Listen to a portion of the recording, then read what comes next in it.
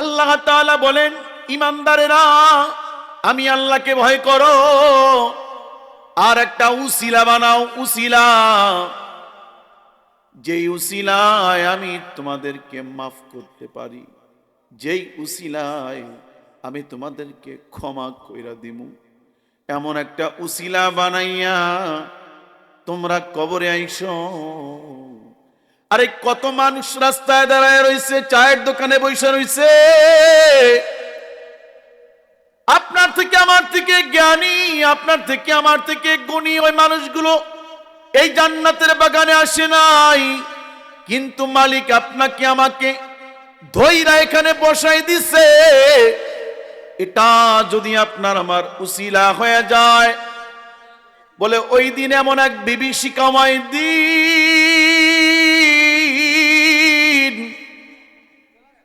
যেই কঠিন মুসিবত, বাবারে আমি একটা সূরা তেলাওয়াত করছি, অত্যন্ত কঠিন এক সূরা,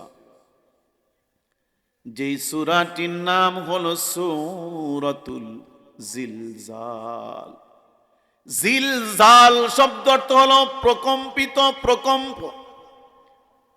এই যে মোবাইল আছে, কখনো ভাইব্রেশন কইরা রাখি, বালিশের নিচে যদি আমি মোবাইল রাখি, কেউ যদি ফোন দেয় ভ ভ শব্দ হয়, ঠিক কিনা, ঠিক কিনা? এই যে ভ ভ শব্দ হয়, প্রকম্পিত হয়ে যায়। হঠাৎ কইরা ঘুমের ঘরে যদি মাথার নিচে মোবাইল বাইদা উঠে,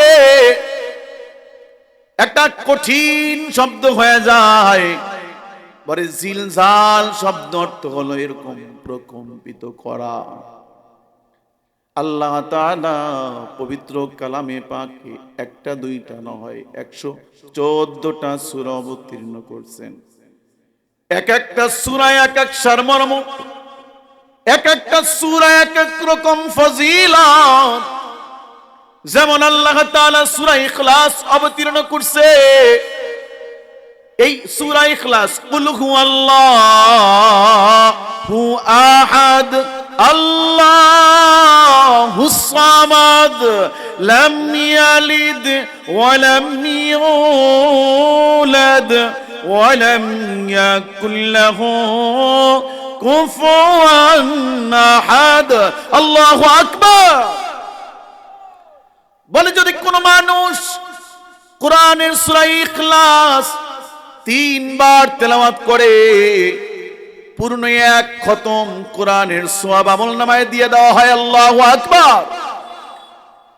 কোরআন শরীফের ভিতরে আরেকটা সূরা আছে, সূরাতুন নাসর, ইযা জাআ নাসরুল্লাহি ওয়াল ফাত।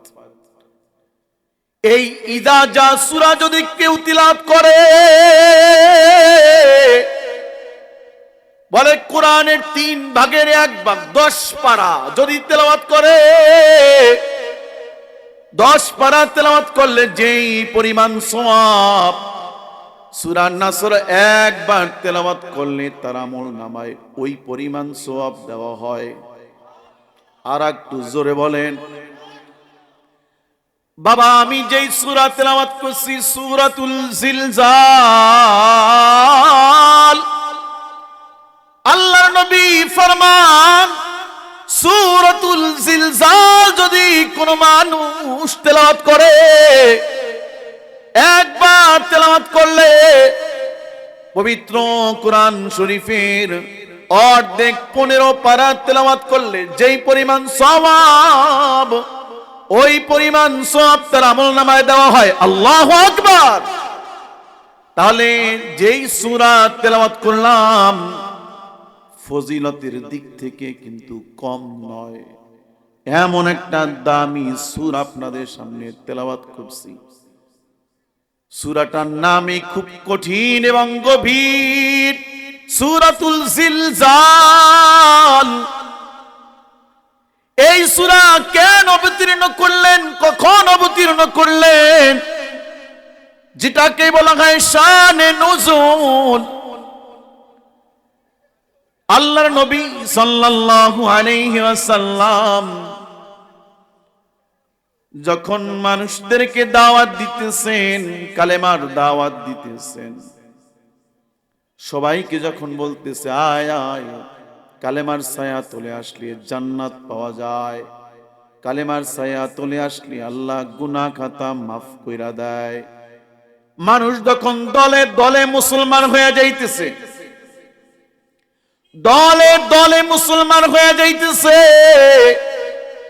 কাফের বেঈমানেরা সিদ্দিক আকবর, আবু বকর সিদ্দিক রাদিয়াল্লাহু তাআলা এবং অন্যান্য নতুন নতুন মুসলমানকে প্রশ্ন করতেছে, আবু বকর তোমার নবী আমাদেরকে ভয় দেখায়, মুসলমান হইলে পরে জান্নাত দিবে,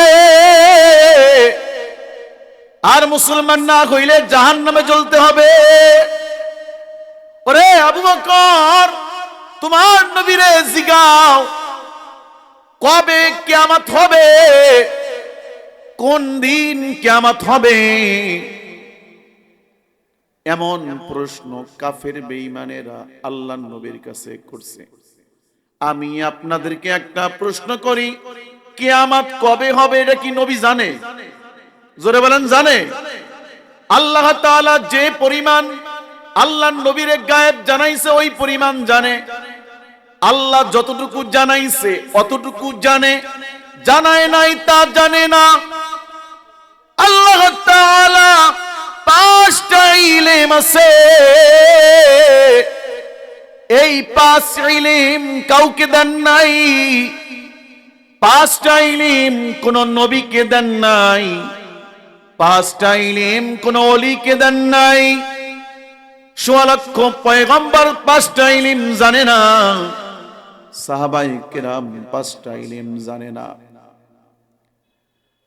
চারজন ইমাম আছে, চারজন ইমাম, এদের ভিতরে একজন ইমাম আছে ইমাম মালিক রাহমাতুল্লাহি আলাইহি। এই ইমাম মালিক রাহমাতুল্লাহি আলাইহি যিনি মদিনার পাশে বৈশা বৈশা হাদিসের দর্শ দিতেন, মানুষের কাছে হাদিস শুনাইতেন। ইমাম মালিক রাহমাতুল্লাহি আলাইহির তামান্না, আমি মদিনায় মৃত্যুবরণ করব, আল্লাহর নবীর সঙ্গে আমি হাসরালায় দাঁড়াইব, আল্লাহর নবীর পাশাপাশি আমি দাঁড়ায় যাব। এজন্য ইমাম মালিক রাহমাতুল্লাহি আলাইহি কখনোই মক্কায় যাইতেন না শেষ সময়। কারণ যদি মক্কায় যায়, তাহলে মক্কায় যদি মরণ হয়ে যায়, আল্লাহর নবীর পাশে তো শুইতে পারলো না। কিন্তু ইমাম মালিক রাহমাতুল্লাহি আলাইহির মনে বড় তামান্না, আয়রে আমি যদি একটু কাবা বাইতুল্লাহ তওয়াফ করতে পারতাম আমার ভালো লাগতো, আল্লাহর ঘর তওয়াফ করতাম। ইমাম মালিক বলে, আমি যদি জানতে পারতাম আমার হায়াত কি পরিমাণ আছে, আমি যদি জানতাম আমার হায়াত 1 মাস আছে, 2 মাস আছে, 5 মাস আছে, তাহলে আমি হায়াত দেখা মক্কায় যাইতে পারতাম। ইমাম মালিক রাহমাতুল্লাহি আলাইহি শরণ নামাজ আদায় কইরা নিজের হায়াত জানার জন্য ইস্তিসকার নামাজ পড়া ইমাম মালিক রাহমাতুল্লাহি আলাইহি ঘুমায় রইছে। রাতের বেলায় হাবিব কিবরিয়া আকায়ে নামদার তাজদার মদিনা মুহাম্মদুর রাসূলুল্লাহ সাল্লাল্লাহু আলাইহি ওয়াসাল্লাম ইমাম মালিকের শিয়রে চলে আসছে। আল্লাহু আকবার। হযরত ইমাম মালিক রাহমাতুল্লাহি আলাইহির সঙ্গে স্বপ্ন যোগে অনেক রকমের আলোচনা করলেন, নানান রকমের কথা হইল ইমাম মালিকের সঙ্গে। শেষ সময় ইমাম মালিক আল্লাহর নবীর কাছে আরজ করলেন, ওগো পয়গম্বর, আমি একটা বিষয় জানবার চাই, আপনি আমাকে যদি জানাই দিতেন আমার হায়াত কি পরিমাণ আছে। ওগো পয়গম্বর, কতদিন আমি আর দুনিয়ায় বাঁচবো, যদি একটু বলতেন কি পরিমাণ হায়াত আমার আছে। ইমাম মালিকের দৃষ্টি আকর্ষণ কইরা আল্লাহর নবী সাল্লাল্লাহু আলাইহি ওয়াসাল্লাম হাত উঠাইয়া 5 আঙ্গুল দেখাইছে। 5 আঙ্গুল দেখাইয়া আল্লাহর নবী স্বপ্ন থেকে চলে গেছে। ইমাম মালিক রহমাতুল্লাহি আলাইহির স্বপ্ন ভেঙে গেছে, সকাল হয়ে গেছে। ইমাম মালিক রহমাতুল্লাহি আলাইহি চিন্তায় পড়ে গেছে, হায় রে, তাহলে আমার হায়াত কি 5 দিন আছে, না 5 মাস, না 5 বছর? 5 দিন থাকলে তো আমি মক্কায় যাইবার পারমু না, 5 মাস থাকলে তো যাইতে পারমু। এখন আমি তো বুঝতে পারলাম না।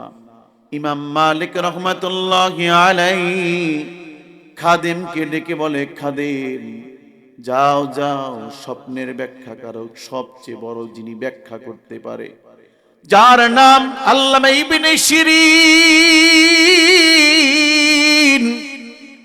খাদেম রে যাও ইবনে শিরিনের কাছে যাও। আল্লামা ইবনে শিরিনের কাছে গিয়া বলবা, এমন এমন স্বপ্ন দেখছে একজন ব্যক্তি, এই স্বপ্নের ব্যাখ্যা কি হইবে, যাও স্বপ্নের ব্যাখ্যা নিয়ে আইসো। ইমাম মালিকের খাদেম আল্লামা ইবনে শিরিনের কাছে চইলা গেছে। ইবনে শিরিনের কাছে গিয়া বলে, হযরত, এমন এমন স্বপ্ন দেখছে, আল্লাহর নবী 5 আঙ্গুল দেখাইছে, বলেন স্বপ্নের ব্যাখ্যা কি হবে? আল্লামা ইবনে শিরিন বলে, এমন স্বপ্ন কি দেখছে বলো। খাদেম বলে, গো ইবনে শিরিন, স্বপ্ন কি দেখছে বলতে নিষেধ করছে, কেবলমাত্র স্বপ্নের ব্যাখ্যা করার জন্য বলছে। আল্লামা ইবনে শিরিন বলে, খাদেম শুনে রাখো, এই দুনিয়ায়, এই সময়, এই জমানায় একজন মানুষ আছে, একজন মানুষ যার নাম ইমাম মালিক রহমাতুল্লাহি আলাইহি। ইমাম মালিক ছাড়া এমন স্বপ্ন আর দ্বিতীয় কেউ দেখতে পারে না। বলেন আল্লাহু আকবার, আর জোরে বলেন আল্লাহু আকবার।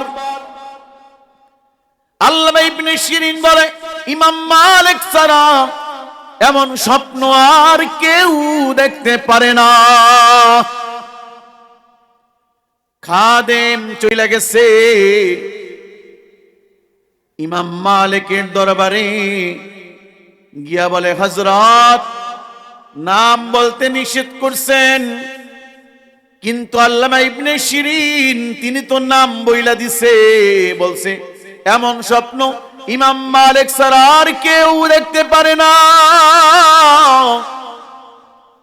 সঙ্গে সঙ্গে আল্লামা ইবনে শিরিনের দরবারে ইমাম মালিক রহমাতুল্লাহি আলাইহি চলে গেছে। গিয়া বলে, ইমাম মালিক বলে, ওগো ইবনে শিরিন, নাম যখন প্রকাশ হয়ে গেছে, গোপন রাইখা তো আর লাভ নাই, আমি স্বপ্ন দেখছি, স্বপ্নের ব্যাখ্যাটা একটু করেন। আল্লামা ইবনে শিরিন পবিত্র কোরআনের সূরা লুকমানের শেষ আয়াত শুনাইয়া স্বপ্নের ব্যাখ্যা কইরা দিছে। বলেন আল্লাহু আকবার। আল্লামা ইবনে শিরিন বলে, আল্লাহ তাআলা কোরআনে বলছে, ইন্নাল্লাহা ইনদাহু ইলমুস সাআহ ইন্নাল্লাহা ইনদাহু ইলমুস সাআহ ওয়া ইউনাজ্জিলুল গায়স ওয়া ইয়ালামু মা ফিল আরহাম ওয়া মা تدري نفس ماذا تكسب غدا وما تدري نفس بأي أرض تموت الله أكبر এই আয়াতের ভিতরে আল্লাহ তাআলা জানাই দিছে ও দুনিয়ার মানুষেরা পাঁচটা ইলম আছে, পাঁচটা ইলম। এই পাঁচ ইলম দুনিয়ার কোন মানুষ জানবার পারবে না। আল্লাহর নবী এই পাঁচ আঙ্গুল দেখায় বলছে ইমাম মালিক পাঁচটা ইলম আল্লাহ ছাড়া কেউ জানে না। এক নাম্বার হইল কিয়ামত কবে হবে জানেন কে? হয় নাই উচ্চ আওয়াজে বলেন কিয়ামত কবে হবে জানেন কে? আরো জোরে বলেন জানেন কে? আল্লাহ ছাড়া কেউ জানে না কিয়ামত কবে হবে। কোন নবী জানে না, কোন ওলি জানে না, কোন গাউস জানে না, কোন কুতুব জানে না, কাবার ইমাম জানে না, বাইতুল মুকাররমের ইমাম জানে না, দুনিয়ার কোন বুজুর্গ জানে না কিয়ামত কবে হবে জানেন কে? আর জবান জানেন কে? আল্লাহ ছাড়া কেউ জানে না। কখনো কখনো আমরা শুনতে পাই অমুক তারিখে কিয়ামত, 2004 সালে 5 সালে এমন একটা ঘোষণা হয়েছিল অমুক দিন কিয়ামত হইব। মনে আছে কার কার? মনে আসেনি? কিন্তু আমরা আলেমরা বিশ্বাস করি নাই, কারণ কিয়ামত কবে হবে জানেন কে? আল্লাহ ছাড়া কেউ জানে না। 2 নাম্বার হলো বৃষ্টি কোথায় কখন হবে জানেন কে? জোরে বলেন জানেন কে? বৃষ্টি কখন কোথায় হবে জানেন আল্লাহ। একজন ফেরেশতা নিযুক্ত করে রাখছেন যার নাম মিকাইল আলাইহিস সালাম। হযরতে মিকাইল বৃষ্টির জন্য প্রস্তুত আছেন। কোথায় বৃষ্টি দরকার, কোথায় দরকার নাই, আসমানের মালিক আল্লাহ তাআলার পক্ষ থেকে হযরতে মিকাইল এই দায়িত্বভার গ্রহণ করছেন। 2 নাম্বার। 3 নাম্বার, মায়ের পেটে সন্তান ছেলে হবে না মেয়ে হবে জানেন কে? আর একটু জোরে বলেন জানেন কে? আরে আল্লাহ শিকার জোরে দেন ঈমান। ঈমান এটার নাম ঈমান।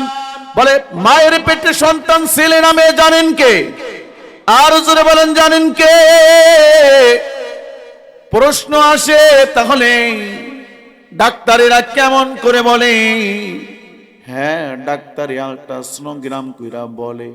আল্লাহ তাআলা যখন প্রস্তুত করায় দেয় 5 মাস 6 মাস যখন হয়ে যায়, সন্তানের হাত হয়ে যায়, পা হয়ে যায়, অঙ্গ প্রত্যঙ্গ যখন হয়ে যায়, আল্ট্রাসোনোগ্রাম কইরা ডাক্তার তখন বলতে পারে আসমানের মালিক আল্লাহ যখন প্রস্তুত কইরা দেয়, ঠিক কিনা?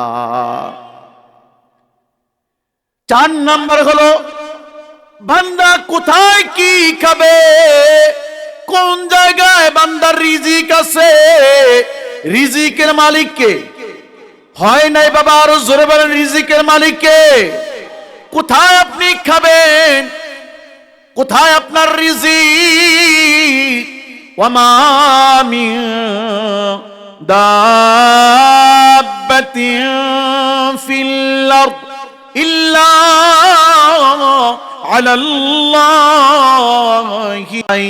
যার রিজিকের দায়িত্ব আমি আল্লাহ নেই নাই। আল্লাহু আকবার। এজন্য কেউ বলতে পারবে না আমি অমুক জায়গায় খাইবো। আমাদের ভিতরে এমনও দেখা যায় বাড়ি থেকে নিয়ত করে বাইর হইছে অমুক দাওয়াতে যায়, পথের মধ্যে এমন অবস্থা সৃষ্টি হয়ে যায় জায়গা মতো আর পৌঁছাইতে পারে না। হয় কি হয় না? 5 নাম্বার মৌত। কোথায় কার মৌত আছে আল্লাহ ছাড়া কেউ জানে না। যেথায় যার মৌত লেখা আছে তার ওথায় যাওয়াই লাগবে। কেউ পালাইয়া বাঁচতে পারবে না, কেউ পালাইয়া বাঁচার সাধ্য রাখে না। এই যে 5টা ইলম, এই 5 ইলম আল্লাহ ছাড়া কেউ জানে না, কেউ জানে না, কেউ জানে না। কাফের বেঈমানেরা আবু বকরের কাছে প্রশ্ন করে, তোমার নবী বলে কিয়ামতের ভয় দেখায়, বলো কিয়ামত কবে হবে, কিয়ামত কবে হবে? কাফের বেঈমানের এমন প্রশ্নে আল্লাহ তাআলা সূরা জিলজাল অবতীর্ণ করছেন। জিলজাল অবতীর্ণ কইরা জানাই দিছে কিয়ামতের কথা কও, কিয়ামত কবে হবে জানবার চাও, কিয়ামত কবে হবে জানতে চাও, কিন্তু কিয়ামতের প্রস্তুতি কি নিছাও জানোনি? ওই কিয়ামতের দিন এমন এক বিভীষিকাময় অবস্থা হবে, এমন এক ভয়ঙ্কর অবস্থা সৃষ্টি হবে। কিয়ামত কবে হবে জানতে চাও, তবে ওই বিভীষিকাময় অবস্থা, ওই দিনের কি প্রস্তুতি নিছাও? এজন্য আল্লাহ তাআলা শুরুতেই বলছেন ইদা জুলজিলাতিল আরদু, ইদা জুলজিলাতিল আরদু জিলজালাহা। ওই দিন এমন একদিন, ওই দিন চূড়ান্ত এমন একটা দিন হবে যেই দিন এই পাহাড়গুলো তুলার মতো উঠতে থাকবে, তাম দুনিয়াটা প্রকম্পিত হবে, প্রকম্পিত হবে। কেমন প্রকম্পিত রে বাবা, বুঝার জন্য এই যে 1-1.5 মাস আগে একটা ভূমিকম্প হয়েছে, শুক্রবার 11:15 10:30টার দিক দিয়া সামান্য একটু ভূমিকম্প হয়েছে। এই ভূমিকম্পতে কত বিল্ডিং ফাইটা গেছে, কত মানুষ মারা গেছে, মানুষের ভিতরে ভীতু সৃষ্টি হয়ে গেছে প্রকম্প দেখা। কত কলেজ ভার্সিটি বন্ধ দিয়া দিছে, সামান্য একটু ভূমিকম্প আল্লাহ দিছে, কয়েক সেকেন্ডের ভূমিকম্প, মানুষগুলো ভীত হয়ে গেছে। আসমানের মালিক আল্লাহ তাআলা ওই কথাটাই বলেন ইদা জুলজিলাতিল আরদু জিলজালাহা। ওই দিন এমন একদিন হবে, কোরআনে অন্যত্র আয়াতে আল্লাহ তাআলা বলেন ইদাস সামাউ ফাতারাত ওয়া ইদাল কাওয়াকিবু তাসারাত ওয়া ইদাল বিহারু ফুজ্জিরাত ওয়া ইদাল কুবুরু বুসিরাত। এই যে আমরা পাহাড় দেখি, বড় বড় পাহাড়, রাঙামাটিতে পাহাড়, যে পাহাড়গুলোকে আল্লাহ তাআলা প্যারাক বানায় রাখছেন, প্যারাক বানায়া।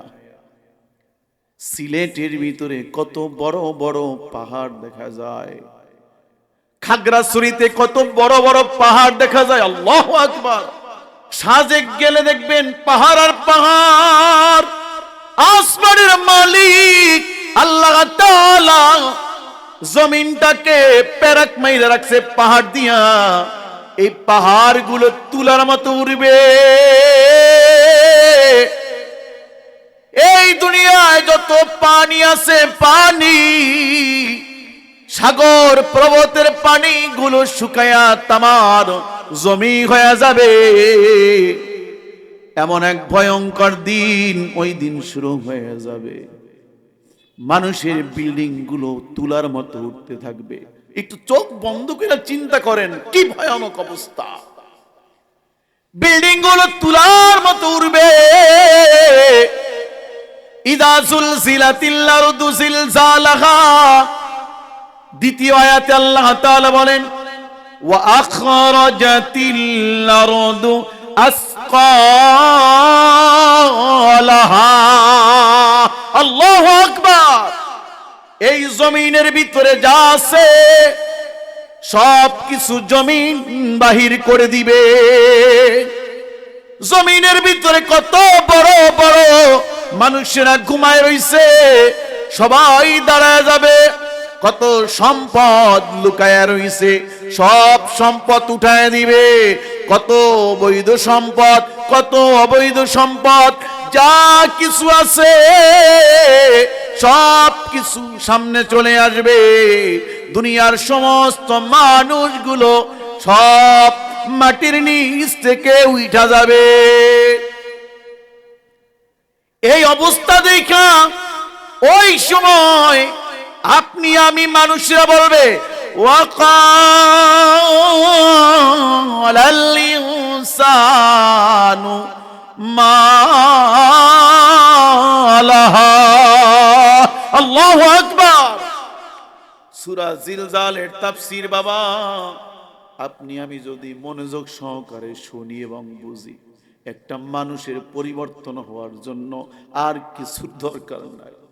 ওয়াকালাল ইনসানু মা লাহা, ইনসান মানে তো বুঝেন আপনি আমি, ইনসান মালাহা, মালাহা আপনি আমি ওই দিন বলবো হায় রে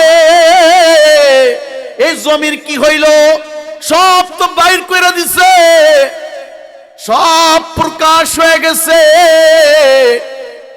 জিনা করছে প্রকাশ হয়ে গেছে, ঘুষ খাইছে প্রকাশ হয়ে গেছে, সুদ খাইছে প্রকাশ হয়ে গেছে, বেবিচারি করছে প্রকাশ হয়ে গেছে, মিথ্যা বলছে প্রকাশ হয়ে গেছে। জমির নিচে যা কিছু আছে সব প্রকাশ হয়ে গেছে। তখন আপনি আমি আশ্চর্য হয়ে বলবো ওয়াকালাল ইনসানু মা লাহা, হায় রে কি হইল এই জমির, সবাই তো বাইর করে দিছে। পরের আয়াতে আল্লাহ বলেন ইয়াউমাইযিন তুহাদ্দিসু আখবারাহা বিআন্না রাব্বাকা বলেন আল্লাহু আকবার। হয় না আরো জোরে বলেন আল্লাহু আকবার। বিআন্না রাব্বাকা হালাহা, জনতা গম্ভীর সুরে আমার রব বলবে আমি আল্লাহ সব বের করে দিছি, আল্লাহু আকবার। আমার আদেশ ক্রমে সব প্রকাশ হয়ে গেছে, সব সামনে চলে আসছে। এই দুর্নীতিবাজ, এই মিথ্যাখোর, এই চকলখোর, এই জিনাকারী যে আসো সব আমি আল্লাহর আদেশ ক্রমে প্রকাশ হয়ে গেছে।